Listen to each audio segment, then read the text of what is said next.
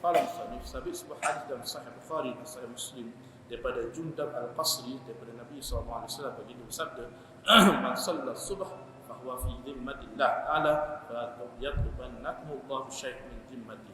Sesiapa yang mengerjakan solat subuh maka dia berada dalam jagaan Allah, maka Allah tidak akan menghukum kamu sedikit pun dengan sebab peliharaannya itu. Nota kakinya menyebutkan maksud hadis ini ialah pencegahan melakukan sesuatu tidak baik buat orang yang berada di bawah jagaan Allah. Tadi disebutkan tentang satu golongan yang sudah mencapai tahap kewalian. Adapun hadis ini Rasulullah menyebutkan bahawa mereka itu ada keistimewaan walaupun mereka itu bukanlah waliullah. Yakni apa? Ini manusia yang solat subuh, yang mengerjakan solat subuh walaupun tidak disebutkan sini secara berjemaah, sudah pastilah fokusnya pada jemaah. Orang yang solat subuh pada waktu ini apatah lagi berjemaah, mereka ini termasuk dalam orang yang berada di dalam jagaan Allah. Orang yang berada di jagaan Allah ini hendaklah kita menghormati mereka dan jaga mereka dengan baik tanpa menyakiti mereka. Maksudnya orang yang sembahyang subuh pun ada kelebihan. Orang yang sembahyang subuh itu ada kelebihan, keistimewaan di sisi Allah Ta'ala walaupun mereka ini bukan di kalangan waliullah, orang soleh ataupun para nabi. Qala, dua imam yang aku iaitu Sayyidina Abu Hanifah, Imam Abu Hanifah dan Imam Syafi'i radhiyallahu ta'ala anhuma meriwayatkan dan berkata, jika ulama bukan waliullah maka Allah tidak punya wali. Wali yang maksudnya orang bertakwa kepada Allah dan para pembantu agama ini seperti mana kita sebutkan tadi. Maksudnya sekiranya bukanlah di kalangan para ulama yang sebenar ini, kalau bukan di kalangan ulama yang sebenar ini, mereka ini bukan digelar waliullah, maka nescaya tidak ada lagi yang layak digelar waliullah. Waliullah orang soleh itu memang selayaknya di kalangan mereka di kalangan ulama. Sekiranya bukan di kalangan ulama, habis tuan-tuan kita agak-agak siapa yang akan jadi orang soleh waliullah ini. Mereka ini nak dilabelkan waliullah ni siapa sebenarnya kalau bukan di kalangan ulama. Tuan-tuan, maksud ulama ini bukan sekadar memberi ceramah, memberikan kuliah sebagainya, tidak. Ulama ini maksud mereka ini ada disiplin-disiplin ilmu yang tepat, berpegang dengan akidah yang benar. Bagaimana?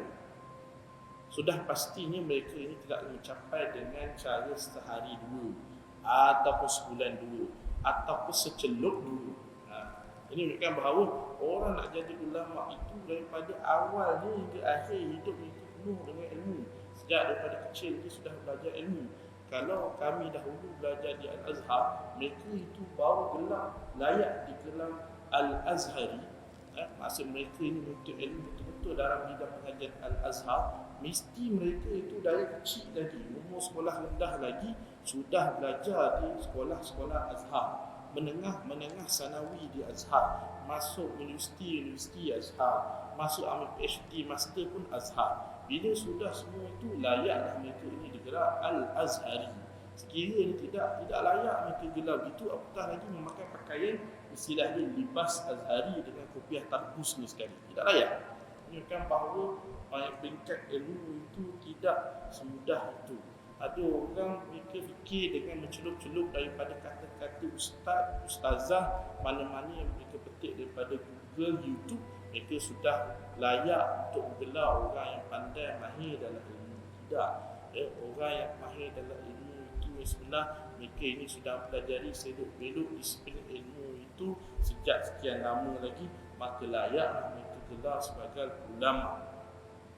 Al-Imam Hafiz Abu Qasim Abu Asakir radhiyallahu ta'ala anhu berkata, ketahuilah wahai saudaraku, semoga Allah beri petunjuk kepadamu ke arah redha-Nya dan menjadikan kita termasuk daripada kalangan orang yang takut dan bertakwa kepada-Nya dengan sebenar. Sesungguhnya daging ulama adalah beracun dan kebiasaan Allah itu untuk menyingkap tabir orang yang mencela mereka itu merupakan suatu perkara yang dimaklumi.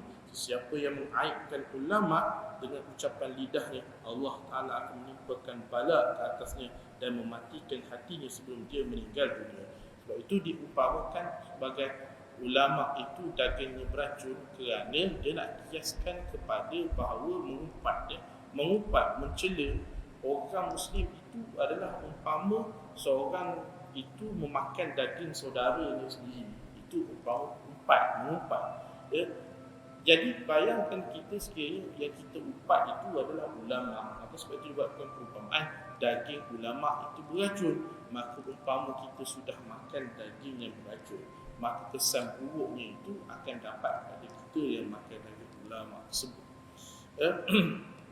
Baik, jadi antara panduan-panduan kita untuk kita mengetahui ulama tersebut bukan sekadar adalah fahaman ilmu saja. Hendaklah juga dengan pegangan akidahnya juga benar, seperti mana ulama-ulama yang lain pegangan mereka akidah Ahlussunnah wal Jamaah serta beramal dengan amal soleh. Bagaimana seseorang itu punya akidah yang benar, bercakap dengan ilmu-ilmu yang benar, tetapi tidak beramal dengan ilmu yang benar, maka tidaklah sesuai atau selayaknya mereka itu digelarkan sebagai ulama. Fa'uz billahi minasyaitonir rajim, falyahdharil ladzina yukhalifuna an amrihi an tusibahum fitnatun aw yusibahum adzabun alim. Oleh itu, hendaklah mereka yang mengingkari perintahnya beringat serta berjaga-jaga.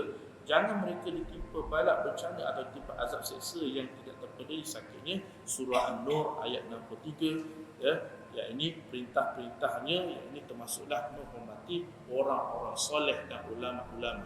Jadi kesimpulan daripada bab ini adalah perlu beri pentingnya setiap muslim itu menghormati para alim ulama, orang-orang yang soleh di kalangan mereka.